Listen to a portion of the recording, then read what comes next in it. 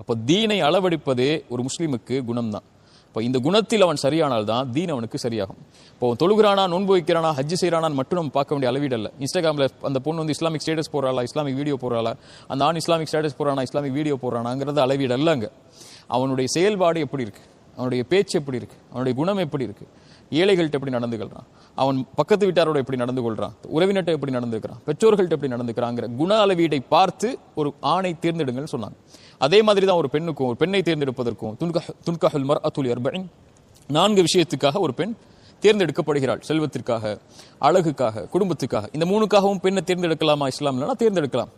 அது அனுமதிக்கப்பட்டதான். செல்வத்துக்காக ஒரு பெண்ணை திருமணம் செய்யலாம், குடும்பத்துக்காக ஒரு பெண்ணை திருமணம் செய்யலாம், பரம்பரைக்காக, அழகுக்காகவும் ஒரு பெண்ணை திருமணம் செய்யலாம். அல்லாஹ் 4வது சொன்னாங்க லீதீனிஹா, அந்த பெண்ணுடைய மார்க்கத்திற்காகவும் சொல்லிட்டு அல்லாஹ் சொன்னாங்க ஃபத் ஃபர் பிதாத்தித்தீன், நான் உங்களுக்கு அறிவுரை செய்யறது தேர்ந்தெடுங்க மார்க்கத்தை.